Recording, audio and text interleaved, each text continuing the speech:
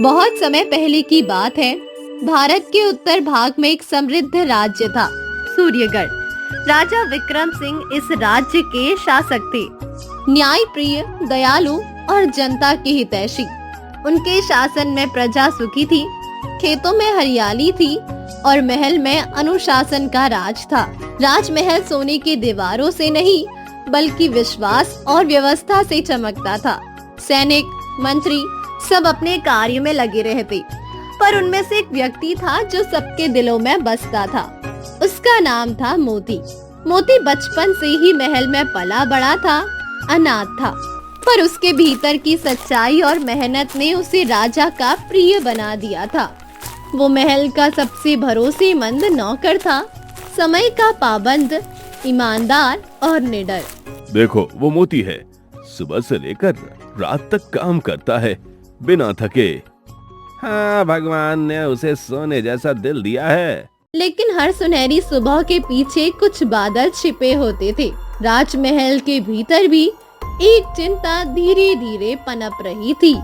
सेनापति, इन दिनों राज्य में कुछ अजीब हो रहा है।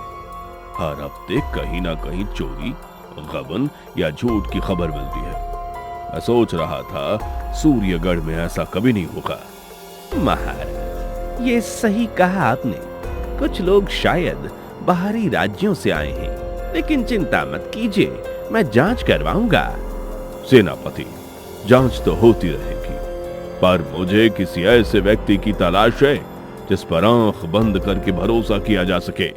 महाराज, आपके पास तो ऐसा व्यक्ति पहले ही से है। मोती वह केवल नौकर नहीं, बल्कि महल की रीढ़ है। उसकी ईमानदारी पर पूरा राज्य विश्वास करता है। सही कहा सेनापति, मोती वाकई में अनमोल है। मैंने कई बार उसे परखा है, चाहे युद्ध काल हो या अकाल का समय, उसने कभी पीठ नहीं दिखाई। राजा की आंखों में गर्व झलक रहा था। वो जानता था मोती सिर्फ एक नौकर नहीं, बल्कि उसके राज्य का सच्चा रक्षक है। ऐसे लोग ही राज्य की आत्मा होते हैं। लेकिन नियति को शायद मोती की परीक्षा मंजूर थी। कभी कभी ईमानदारी को भी झूठ की आग में झोंक कर परखा जाता है। उसी आग में अब मोती का भाग्य तपने वाला था। सूर्यगढ़ के राजमहल में जहां एक और सच्चाई और ईमानदारी का उजाला था, वहीं दूसरी ओर अंधेरे कोनों में लालच और जलन की परछाइयां भी पल रही थी। हर महल एक रत्न होता है और एक सांप भी। राजा विक्रम सिंह के महल में वो सांप था, मंत्री रघुनाथ। रघुनाथ चालाक था, चापलूस था और सबसे ज्यादा लालची। बाहर से वो राजा के प्रति समर्पण का मुखौटा पहने रहता, पर भीतर से वो मोती की ईमानदारी से जलता था। राजा मोती पर कितना भरोसा करता है, हर काम उसी से करवाता है, जैसे मैं कोई महत्वहीन व्यक्ति हूँ। उसकी आंखों में ईर्ष्या की आग जल रही थी। वो सोचता था, अगर किसी तरह मोती का नाम बदनाम हो जाए, तो वो खुद राजा का सबसे प्रिय बन सकता है। हर बार जब राजा मोती की प्रशंसा करते, रघुनाथ के हृदय में एक कांटा चुभ जाता। वो बाहर मुस्कुराता, लेकिन भीतर से सड़ता रहता। बहुत हो गया, अब इस मोती की चमक को धूल में मिलाना ही होगा। उसने एक षड्यंत्र रचा, ऐसा षड्यंत्र जिसमें मोती की सच्चाई भी अपराध बन जाए। रघुनाथ ने योजना बनाई कि वो राजकोष से कुछ सोने की मुद्राएं गायब करेगा और सबूत सीधे मोती के नाम में रख देगा। उसने खजाने से स्वर्ण मुद्राएं निकाली, फिर बिल्कुल बाघ की चाल में छिपते छिपाते मोती के कमरे की ओर बढ़ा। मोती उस वक्त अपने कमरे में नहीं था। उसने धीरे से मोती के कमरे में सिक्के रखे और मुस्कुराते हुए फुसफुसाया, अब देखता हूँ तेरी सच्चाई कैसे तेरी जान बचाती है। अगली सुबह महल में सब कुछ सामान्य था। किसी को कुछ पता नहीं था, पर महल की दीवारें जानती थी कि आज एक निर्दोष की किस्मत लिखी जा चुकी है। हे प्रभु, आज भी वही शक्ति देना, मैं अपने स्वामी की सेवा सच्चे मन से कर सकूं। लेकिन उसी समय राजमहल के खजाने वाले कक्ष में अफरा तफरी मच गई थी। खजाने की देखभाल करने वाले सैनिकों ने गिनती शुरू की और सबके चेहरे सफेद पड़ गए। अरे, यहाँ 100 स्वर्ण मुद्राएं कम हैं। क्या 100? इतनी बड़ी चोरी? खबर पल भर में आग की तरह फैल गई। दरबार में हड़कंप मच गया। राजा विक्रम सिंह को तुरंत बुलाया गया।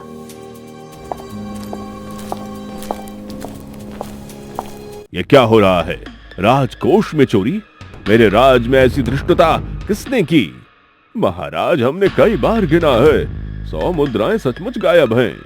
राजा के माथे पर शिकने उभर आई। उन्हें अपने राज्य की प्रतिष्ठा पर धब्बा महसूस हुआ। जिसने भी अपराध किया है वह न केवल मेरे प्रति बल्कि इस राज्य के प्रति भी अपराधी है। दोषी को ढूंढ निकालो, चाहे वो कोई भी हो। महाराज, एक बात कहूं?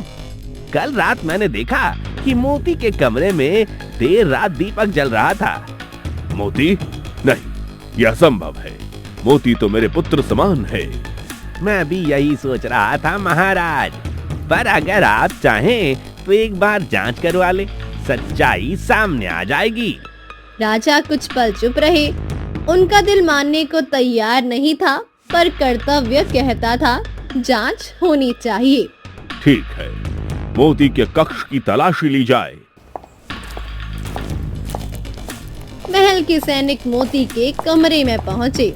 क्या बात है सैनिकों, आप मेरे कमरे में क्यों आए हैं? महाराज का आदेश है, हमें जांच करनी है। उसने कभी जीवन में ऐसा आदेश नहीं सुना था। मोती ने सिर झुका दिया। उसकी आंखों में उलझन थी, पर भीतर विश्वास था। मैंने कुछ गलत नहीं किया तो डर कैसा? देखिए, ये स्वर्ण मुद्रा है। कमरे में सन्नाटा छा गया। मोती का चेहरा सफेद पड़ गया। उसकी आंखों में आंसू छलक आए। महाराज देखिए, ये स्वर्ण मुद्रा है। मोती, ये क्या है? तुमने मेरे विश्वास को तोड़ा है। महाराज, मैं निर्दोष हूँ। इन सिक्कों का मुझे कोई ज्ञान नहीं। किसी ने मुझे फंसाया है। दरबार के हर व्यक्ति की निगाहें उस पर थी। कुछ को विश्वास था, कुछ को शक, पर सबूत मोती के खिलाफ थे। महाराज, मुझे भी दुख है, पर न्याय का तकाजा है कि सजा दी जाए, वरना लोग कहेंगे कि राजा अपने प्रिय नौकर को बचा रहा है। मोती, मुझे विश्वास है कि तू झूठ नहीं बोल रहा, लेकिन कानून सब पर समान है। राज्य के नियमों के अनुसार तुझे 5 वर्ष के लिए निर्वासित किया जाता है। मोती का दिल टूट गया। उसकी आंखें झुकी और आवाज कांपती हुई निकली। जैसी महाराज की आज्ञा। एक निर्दोष को झूठा ठहराया गया था और एक छलिया अपनी चाल में सफल हुआ। राजा का दिल भारी था। मोती का मन टूटा हुआ, पर नियति को ये सब स्वीकार था, क्योंकि सत्य की राह कठिन जरूर होती है, पर अधूरी नहीं। राजमहल के फाटक खुले और मोती बाहर निकल गया। उसके पैरों के नीचे धूल थी, पर दिल के अंदर तूफान। जिस महल को उसने अपना घर माना था, आज वही उसे अपराधी कहकर निकाल रहा था। हे भगवान, मैंने तो हमेशा सच्चाई की सेवा की है, फिर क्यों आज मेरे हिस्से में ये कलंक आ गया? दिन चढ़ा, सूरज तपने लगा। मोती के पास ना खाने को कुछ था, ना पीने को। वो बस चलता रहा। भूख, प्यास, थकान, पर दिल में सिर्फ एक ही बात, मैंने कोई चोरी नहीं की। राजा ने जो किया वह नियम के अनुसार था, पर काश उन्हें मेरे दिल की सच्चाई दिखती। दिन बीतते गए। मोती गांव-गांव घूमता, जरूरतमंदों की मदद करता। वो किसी से बदला नहीं चाहता था, बस इंसानियत निभाता रहा। बचाओ, अरे कोई तो मदद करो। लोग दूर से देख रहे थे, पर कोई आगे नहीं आया। तभी मोती वहां पहुंचा। उसने अपनी पूरी ताकत लगाकर बैलगाड़ी उठाई और किसान को बाहर निकाला। भाई, तेरा नाम क्या है? नाम से क्या होगा भैया, मैं एक सेवक हूँ। सेवा ही मेरा धर्म है। किसान ने आंसू भरी आंखों से कहा, तेरे जैसे लोग ही इस धरती को पवित्र रखते हैं। रात आई। मोती जंगल के किनारे रुका, एक पेड़ के नीचे बैठ गया। उसके पास कुछ सूखी रोटियां थी जो किसी ने दया से दी थी। वो आसमान की ओर देखने लगा, जहां तारे चमक रहे थे, जैसे भगवान उसकी सुन रहे हो। हे ईश्वर, अगर मैं सच में निर्दोष हूं तो एक दिन सच्चाई जरूर सामने लाना। मुझे बस इतना बल देना कि मैं सच्चाई में भटकूं नहीं। अचानक उसने देखा एक वृद्ध साधु रास्ते पर गिरा पड़ा था। उसके शरीर पर धूल थी, सांसें भारी थी। बाबा, बाबा, क्या हुआ आपको? मोती ने उन्हें उठाया। बूढ़े साधु की आंखें खुली, उनमें कृतज्ञता थी। बेटा, तू कौन है? इस वीराने में क्या कर रहा है बेटा? मैं एक सेवक हूँ बाबा, राजमहल से निकाला गया हूँ, पर सेवा मेरा धर्म है, चाहे मैं जहाँ रहूं। साधु मुस्कुराए, उनकी आंखों में दया और गहराई थी। तूने बिना पहचान पूछे सेवा की है।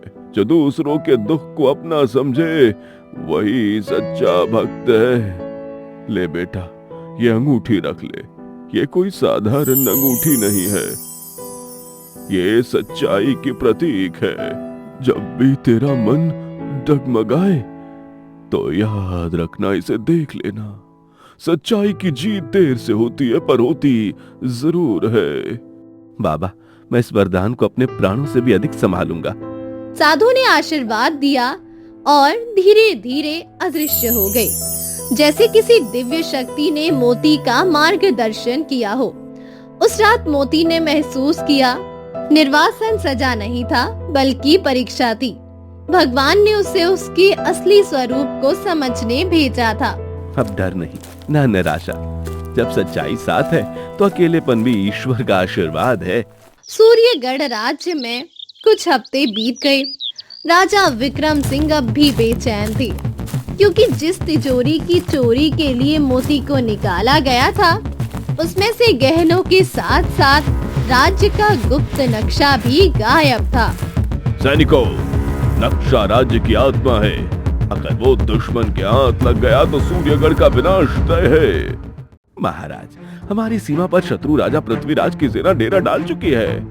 तो यह स्पष्ट है, नक्शा उनके पास पहुंच चुका है। पूरा दरबार मौन हो गया। राजा के चेहरे पर थकान थी और आंखों में पश्चाताप। कहीं ना कहीं उन्हें याद आया मोती। काश कि मोती यहाँ होता तो वह राज्य के हर कोने को जानता था। उसकी निष्ठा पर कभी संदेह नहीं होना चाहिए था। इसी बीच एक घायल सैनिक दरबार में घुसा। उसका शरीर खून से लथपथ था। महाराज, जंगल की सीमा पर दुश्मनों ने गुप्त रास्ता बना लिया। वो आज रात हमला करेंगे। आज रात? हमें तुरंत कोई रास्ता निकालना होगा महाराज। जब विक्रम सिंह ने अपने चारों ओर देखा, हर चेहरा डर और अनिश्चितता से भरा था। किसी को नहीं पता था इस संकट से राज्य कैसे बचेगा। उधर मोती उसी जंगल में था। वो अब एक छोटी सी झोपड़ी में रहता था। अचानक उसकी नजर दूर से आती मशालों पर पड़ी। कुछ सैनिक जंगल के रास्ते पर बढ़ रहे थे, सैनिकों की तरह नहीं बल्कि छिपते हुए। ये तो दुश्मन के जासूस लगते हैं, राज्य की ओर जा रहे हैं। मोती ने बिना देर किए अपनी लकड़ी की लाठी उठाई और पीछा किया। वो झाड़ियों के बीच से चुपचाप चलता रहा, हर कदम सोच समझकर, हर सांस थामे हुए। राजा पृथ्वीराज को कह देना, कल सूर्योदय से पहले हमला होगा। हाँ हाँ, ये नक्शा हमारा रास्ता तय करेगा। मोती की आंखों में चमक आ गई।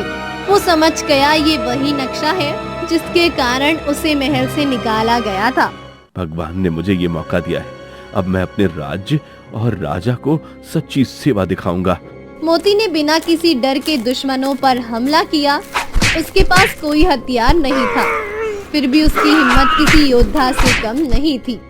तीनों सैनिकों में से दो भाग निकले, लेकिन मोती ने तीसरे को पकड़ लिया और नक्शा छीन लिया। तू कौन है? हमें रोक रहा है? मैं हूँ वही जिसे तुमने झूठ के इल्जाम में महल से निकाला समझा, पर आज सच्चाई फिर लौट आई है। रक्त से लथपथ पर निष्ठा से भरा हुआ मोती रात भर चलता रहा। नक्शा लेकर सूर्योदय से पहले महल पहुंचा। अरे अरे, ये तो मोती है। मोती ने नक्शा राजा के चरणों में रख दिया। राजा ने उसे देखा और उनकी आंखें नम हो गई। मोती, ये सब तू कहां से लाया? महाराज, ये वही नक्शा है जिसके लिए मुझे अपराधी कहा गया था। और सच्चाई हमेशा लौटती है, चाहे देर लगे। राजा विक्रम सिंह की आंखों से आंसू बह निकले। उन्होंने मोती को गले से लगा लिया। मुझे माफ कर दे मोती, मैंने तेरे जैसे वफादार सेवक पर संदेह किया। आज तूने न केवल राज्य बल्कि राज्य की आत्मा भी बचा ली। महाराज, नौकर का धर्म सेवा है और सेवा में कोई अभिमान नहीं होता। राजा ने पूरे राज्य के सामने मोती को सम्मानित किया। उसे राजभक्त की उपाधि दी गई। राज्य में घोषणा हुई, जिसका दिल सच्चा हो उसे समय भी झुका नहीं सकता। और यूं एक साधारण नौकर इतिहास में वफादार मोती के नाम से अमर हो गया।